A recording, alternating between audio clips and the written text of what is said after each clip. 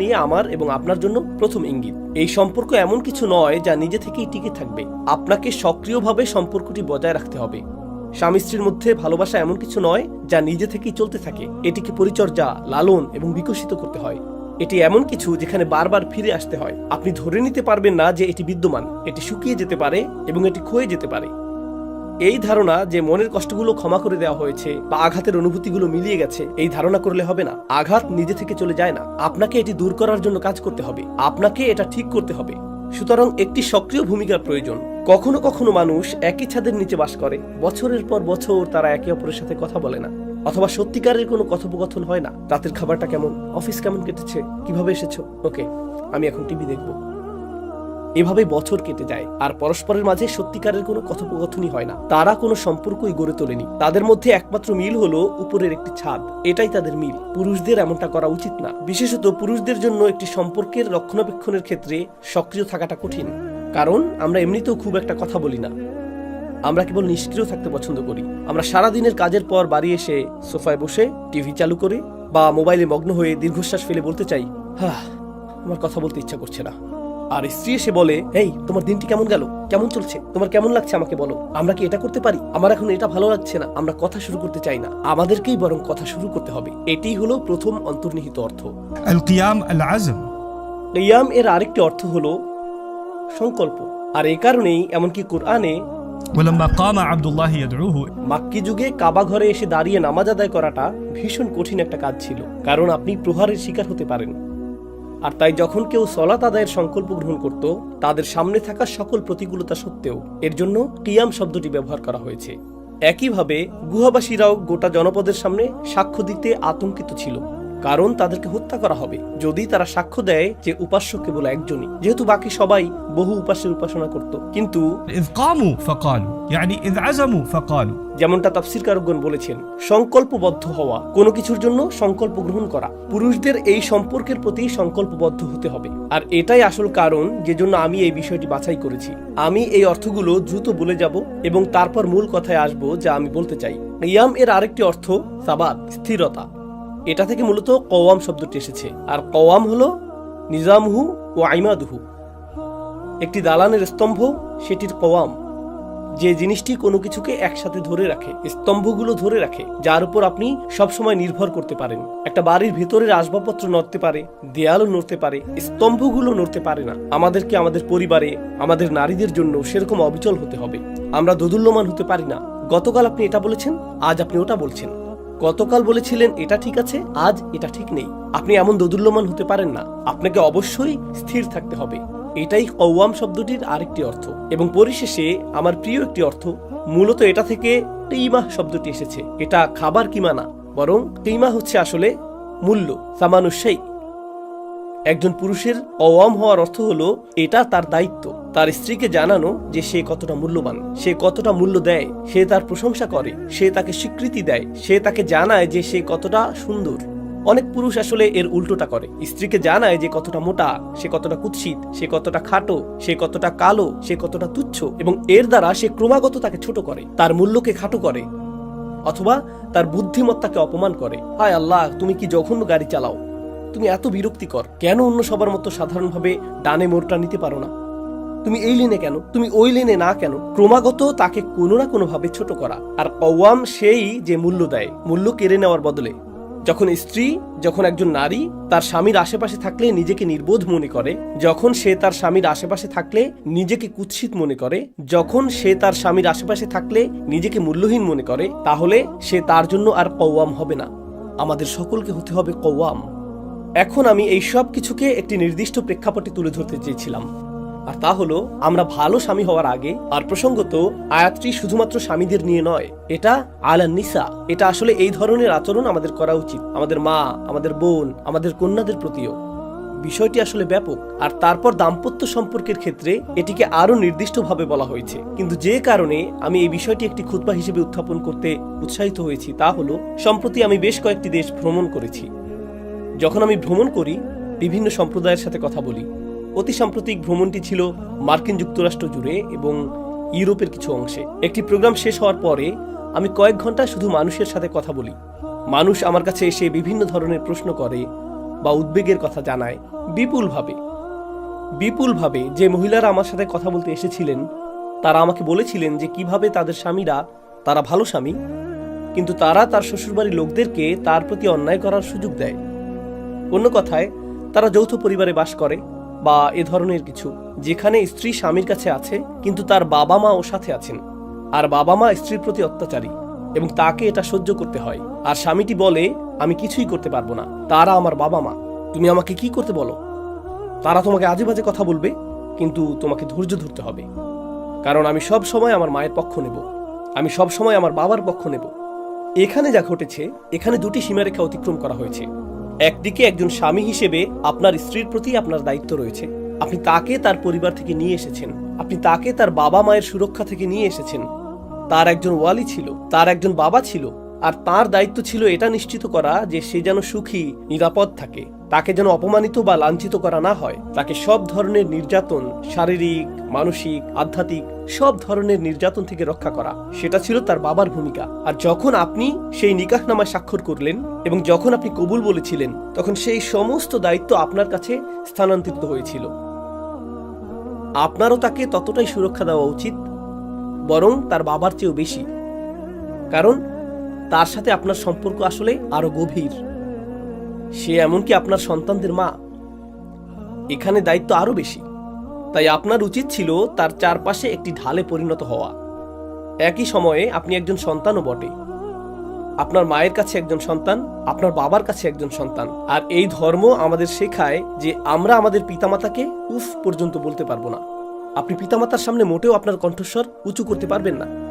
এখন আপনাকে দুই দিকের টান সহ্য করতে হচ্ছে। আপনার স্ত্রীর প্রতি রয়েছে বিশাল এই দায়িত্ববোধ, মিসাকান গলিজা। কুরআন একে বলছে একটি ভারী চুক্তি, একটি ভারী চুক্তিপত্র। বিয়ে কোনো হালকা জিনিস নয়। এবং অন্যদিকে আপনার পিতামাতার প্রতিও আপনার এই বিশাল দায়িত্ব রয়েছে। আর মাঝে মাঝে পরিস্থিতি আপনাকে বেছে নিতে বলে কার প্রতি আপনি বেশি ঝুঁকবেন। আপনার কাজ আসলে একটি সীমারেখা টানা এবং বলা যে আমি আমার স্ত্রীর জন্য এটা করব, এভাবেই আমি তার যত্ন নেব, আর এভাবেই আমি তাকে রক্ষা করব। এবং আপনার বাবা মাকে জানাতে হবে, তুমি আমাকে যা খুশি বলতে পারো, তুমি আমাকে মারধর করো, তুমি আমাকে অভিশাপ দাও, আমি তোমার সন্তান, তুমি যা খুশি করো, সমস্যা নেই, আমি তা সহ্য করব, কিন্তু ওকে স্পর্শ করতে পারবে না। তুমি ওকে একটি কথাও বলতে পারবে না। সে তোমার নয়, সে তোমার দায়িত্ব নয়, এবং সে তোমার সন্তানও নয়। বিশেষ করে আমি যে সংস্কৃতি থেকে এসেছি, জানেন, যখন মেয়েটির বিয়ে হয় তখন তারা কি বলে? তারা বলে, সে তো আমাদের মেয়ের মতো, যেন আমাদের পরিবারে একটি নতুন কন্যা সন্তান এসেছে। যখন আপনি এই কথাগুলো শুনবেন তখন সাবধান, মেয়েরা পুরোপুরি সতর্ক থাকবেন, কারণ যখন তারা বলবে সে তো আমাদের মেয়ের মতো, বিপদ ঘনিয়ে আসছে। মাত্র কয়েক সপ্তাহ পরেই মন্তব্য করা শুরু হবে, তুমি রান্না জানো না, বা তুমি রান্নায় লবণ বেশি দাও, বা তুমি অলস, বা তুমি অপরিচ্ছন্ন, এরকম কথা শুরু হয়ে যাবে। না না না না না, এই নারী এবং তার স্বামীর পরিবারের মধ্যে সম্পর্ক প্রথমে এবং সর্বাগ্রে পারস্পরিক শ্রদ্ধার সম্পর্ক। তার সাথে সম্মানের সাথে আচরণ করতে হবে এবং তার আচরণও সম্মানসূচক হতে হবে। যখন অধিকার এবং কর্তব্যের প্রশ্ন আসে, সে আপনার বাবা মায়ের কথা শুনতে কোনোভাবেই বাধ্য নয়। আমি দুঃখিত এজন্য যে আমি আপনার জন্য দুঃখ বোধ করছি। আপনি এতদিন ধরে এটা বিশ্বাস করেছেন, কিন্তু আপনার বাবা মায়ের কথা শোনার কোনো বাধ্যবাধকতাই আপনার স্ত্রীর নেই। আর আপনি যদি তাকে আপনার বাবা মায়ের কথা শুনতে এবং আপনার বাবা মায়ের সেবা করতে বাধ্য করেন, আপনি একটি অন্যায় কাজে লিপ্ত। আপনি এখানে অত্যাচারকারী। আপনি একজন কওয়াম নন। আপনি সেই কওয়াম নন যা আল্লাহ আশা করেন। আপনার উচিত ছিল তার যত্ন নেওয়া। আপনি পরিবারে কোনো চাকরানি নিয়ে আসেননি। আর তাকে আপনার এই লেকচার দেওয়া উচিত না যে তোমাকে ধৈর্য ধরতে হবে, তারা বড়, তারা যা খুশি বলতে পারে। না না না না না না। এমনকি যখন আমাদের পরিবারও ভুল কিছু করে, আল্লাহ আমাদেরকে ন্যায়ের পক্ষে দাঁড়ানোর আদেশ দিয়েছেন। এমনকি যদি তা ولو على أنفسكم أو الوالدين والأقربين। এমনকি যদি এর অর্থ হয় আপনার নিজের বিরুদ্ধে দাঁড়ানো, অর্থাৎ যদি আপনি ভুল কিছুও করে থাকেন, আপনাকে তা স্বীকার করতে হবে। আর যদি আপনার বাবা মাও ভুল কিছু করেন, আপনাকে ভালোবাসার সাথে, সম্মানের সাথে, মাথা নিচু করে, নম্র কণ্ঠে তবুও তাদেরকে বলতে হবে, তুমি এটা করতে পারো না, তুমি এটা করতে পারো না, বাবা এটা ঠিক নয়, আমি এটা হতে দিব না। তুমি আমার বাবা, কিন্তু এই অধিকারগুলো আমি তোমাকে পদদলিত করতে দেব না। কারণ আল্লাহ তোমাকে জিজ্ঞেস করবেন না, আল্লাহ আমাকে জিজ্ঞেস করবেন আমি আমার স্ত্রীর উপর কওয়াম ছিলাম কিনা। আপনি যদি সেই ঢাল হতে না পারেন, তবে একজন স্বামী হিসেবে আল্লাহ আপনার কাছে যা প্রত্যাশা করেন আপনি তা লঙ্ঘন করছেন। এটা বোঝা অত্যন্ত জরুরি। আমাদের পরিস্থিতি এরকম। প্রসঙ্গক্রমে মানুষ যেহেতু আলোচনাটি শুনছে, যেমনটা আমি শুরুতেই বলেছিলাম, আমি একটি ডিসক্লেইমার দিয়েছিলাম, শ্বশুর বাড়ির আত্মীয়রা থাকে, কিন্তু জানেন এমন স্ত্রীও আছে যারা শ্বশুর শাশুড়ির প্রতি অত্যাচারী। আপনি তো মেয়েদের সম্পর্কে খুতবা দেননি, আপনি শুধু খুতবা দিয়েছেন আমরা কতটা খারাপ, কিন্তু তাদের কি বলবেন? তারাও জুতা ছুঁড়ে মারে এবং অস্বাভাবিক আচরণ করে, তাদেরকেও বলুন। আমি বলবো, কিন্তু আমি একটি খুতবায় একটি বিষয়ে কেবল কথা বলতে পারি, একটি খুতবায় একটি, সেটাও আসছে। আর প্রসঙ্গক্রমে একটি মন্দ অন্য মন্দকে ন্যায্যতা দেয় না, এবং একটি মন্দ তারাও তো এটা করে। এটা এই ন্যায্যতা প্রদান করে না যে অন্য যে ভুলটি ঘটছে তা থেকে আপনি পার পেয়ে যাবেন। আপনাকে এবং আমাকে আমাদের নিজেদের পরিবারে খতিয়ে দেখতে হবে কি ঘটছে। এই ধরনের অন্যায় কি আসলেই ঘটছে?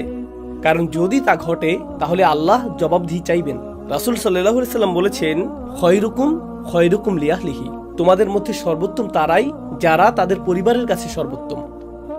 এই শেষ অংশটি যা আমি আপনাদের সাথে শেয়ার করতে চেয়েছিলাম, দয়া করে মনোযোগ দিয়ে শুনুন। 3 ধরনের নির্যাতনের কথা আমি তুলে ধরতে চাই। 3 ধরনের নির্যাতন।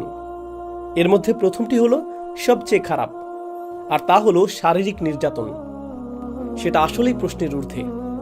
রাসূল সাল্লাল্লাহু আলাইহি সাল্লাম সরাসরি বলেছেন, لا تضربوا إماء الله। আল্লাহর দাসীদের আঘাত করো না।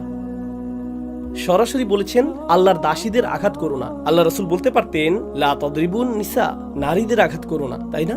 নারীদের আঘাত করো না, কারণ আল্লাহর দাসীরা আসলে নারী। কিন্তু এই শব্দগুলোর শক্তিমত্তা হলো, যখন আপনি তাদেরকে আল্লাহর দাসী বলেন তখন মৌলিকভাবে তারা কার সাথে সম্পর্কিত? তাদের মালিককে, আল্লাহ। যখন আপনি অন্য কারো সম্পত্তি নষ্ট করেন, যেমন আপনি যদি আমার গাড়িটি ধ্বংস করেন, আপনি আমার গাড়িকে আঘাত করেননি, আপনি কাকে আঘাত করেছেন? আপনি আমাকে আঘাত করেছেন। যদি আপনি আমার সন্তানের ক্ষতি করেন, আপনি শুধু আমার সন্তানকে বিরক্ত বা আঘাত করেননি, আপনি কাকে আঘাত করেছেন? আমাকে। আমি এর প্রতিশোধ নেব। যদি তারা আল্লাহর সম্পত্তি হয় আর আপনি তাদেরকে আঘাত করেন, কে এর প্রতিশোধ নেবেন? আল্লাহ। لا تضربوا إماء الله। সাবধান, তারা আল্লাহর সম্পত্তি। রাসূল এটাই বলেছেন সাল্লাল্লাহু আলাইহি সাল্লাম। তাই শারীরিক নির্যাতন একেবারেই প্রশ্নাতীত, এটা একেবারেই প্রশ্নের অতীত। আর যে কেউ এর বিপক্ষে যুক্তি দিতে চান, আমি জুমার পরে এখানে থাকব, আমি আপনার সাথে এই বিষয়ে কথা বলবো। দ্বিতীয় ধরনের নির্যাতন হলো মানসিক। আর মানসিক নির্যাতন মৌখিকও হতে পারে। হতে পারে স্বামী যখন বাসায় না থাকে, শাশুড়ি এসে বলে রাখছি তুমি এখানে 2 দিনের মেহমান, আমি যখন খুশি তোমাকে তাড়িয়ে দিতে পারি, এটা আমার ছেলে। আর স্বামী যখন বাসা থাকে তখন, তোমার শরীরটা কেমন, তুমি কত মিষ্টি। মেয়েটি তখন অবাক হয়ে যায়। যখন স্বামী আশেপাশে থাকে না, তারা শয়তানে পরিণত হয়, আর যখন সে কাছে থাকে তারা ফেরেশতা হয়ে যায়। তাই যখন আমি আমার স্বামীকে বলি যে তারা এরকম, সে বলে, কি বলছো এসব, তারা তো খুবই ভালো, তোমারই মাথা খারাপ। আর এটা এক ধরনের মানসিক নির্যাতন। স্বামী স্ত্রীর মধ্যে একটি বিশ্বস্ত সম্পর্ক থাকতে হয়, এটা থাকতেই হবে। যদি বিশ্বাস না থাকে, আপনার কিছুই নেই, সেখানে কিছুই নেই। এটা কোনো রক্তের সম্পর্ক নয়, এটা কোনো রক্তের সম্পর্ক নয়। বিয়ে একটি চুক্তি, যার অর্থ আপনারা একসাথে জীবন কাটাতে সম্মত হয়েছেন, এবং এর জন্য সর্বোচ্চ পরিমাণ বিশ্বাসের প্রয়োজন। আপনি যদি তার কথাই বিশ্বাস করতে না পারেন, যদি ভাবেন যে সে সারাক্ষণ মিথ্যা বলছে, তবে যা বিয়েকে প্রকৃত বিয়েতে পরিণত করে সেটাই এখানে নেই, সেটা এখানে নেই। আপনি বলতে পারেন আমি এটা বিশ্বাস করি না, আমি এটা বিশ্বাস করি না। যদি বিশ্বাস করতে না পারেন, তবে আমি জানি না আপনি সঠিক বিয়েতে আছেন কিনা। মৌলিকভাবেই এখানে কিছুর অভাব আছে, শুধুমাত্র নির্যাতনের চেয়েও অনেক গভীর কিছু। এই বিয়ের মধ্যেই আর কোনো বিশ্বাসই অবশিষ্ট নেই। মানসিক নির্যাতন কখনো মৌখিক, কখনো তা মৌখিকও নয়। কখনো এটা চোখের পাকা চাহনি, কখনো এটা আপনার চারপাশে মানুষের বসার ধরন। মেয়েটি ঘরে প্রবেশ করলো, তারা উঠে চলে গেল, তারা এমনকি মুখ ফিরিয়েও তার দিকে তাকালো না, তারা তাদের কণ্ঠস্বর পরিবর্তন করে ফেলে। এমনকি কখনো তা আপনার ওয়ালাইকুম আসসালাম বলার ধরন। মেয়েটি বলে আসসালামু আলাইকুম, ওয়ালাইকুম আসসালাম। অথবা তিনি মোটেই কিছু বলেন না, একদম কিছুই না বলাটাই বেশ অপমানজনক। আর তারপর তিনি অস্বীকার করে বলেন, আমি কি বলেছি, আমি তো কিছুই বলিনি। এটাই মানসিক নির্যাতন, এবং এটা অগ্রহণযোগ্য। তবে শেষের নির্যাতনটি আমার দৃষ্টিতে সবচেয়ে ভয়ঙ্কর, আর সেটি আধ্যাত্মিক নির্যাতন। যখন অন্যায় করা হয় এবং তারপর ধর্মের উদ্ধৃতি দেওয়া হয়।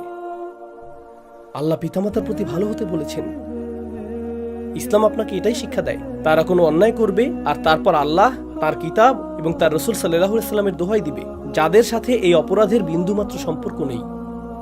আর পরিবারগুলোতেই এই ধরনের ধর্মীয় বা আধ্যাত্মিক ব্ল্যাকমেইল এবং নির্যাতন চলে। আপনার পরিবারে এর অবসান হওয়া প্রয়োজন। আমি এখন শুধুমাত্র পুরুষদের উদ্দেশ্যে কথা বলছি। আমি পিতামাতার উপর অসন্তুষ্ট নই, আমি অন্য কারো উপরও অসন্তুষ্ট নই, আমি এমনকি আপনার উপরও অসন্তুষ্ট নই। কিন্তু আমি শুধু আপনাকে এবং আমার নিজেকে একটি বাস্তবতার মুখোমুখি করছি। দেখুন, আমাদের পিতামাতা খারাপ নন, তারা তা নন। তারা একটি নির্দিষ্ট সংস্কৃতিতে বেড়ে উঠেছেন, তারা একটি নির্দিষ্ট পরিবেশে বেড়ে উঠেছেন। তাদের নির্দিষ্ট কিছু রীতি আছে যাতে তারা অভ্যস্ত হয়ে গেছেন, আর এর কিছু অংশ সঠিক নয়, কিন্তু তারা তা বোঝেন না। তারা সেটাই করেন যা তাদের কাছে সঠিক মনে হয়। মজ্জাগতভাবে কেউই খারাপ না, তারাও নন। যদিও কিছু মহিলা তাদের শ্বশুরবাড়ি সম্পর্কে এরকমটা মনে করেন, তো মজ্জাগতভাবে কেউই খারাপ না। সবাই শুধু ভিন্ন দৃষ্টিকোণ থেকে চিন্তা করে। আপনি কিন্তু মাঝখানে আছেন। আপনি দুটি পৃথিবীর মাঝখানে আছেন, যা আপনাকে ক্রমশ টানছে। আপনাকে শুধু হতে হবে যুক্তি ও ন্যায়ের কণ্ঠস্বর। জানেন এর অর্থ কি? কখনো আপনাকে আপনার পিতামাতার পক্ষ নিতে হবে, কখনো আপনাকে আপনার স্ত্রীর পক্ষ নিতে হবে, কারণ কেউই সব সময় সঠিক নয়।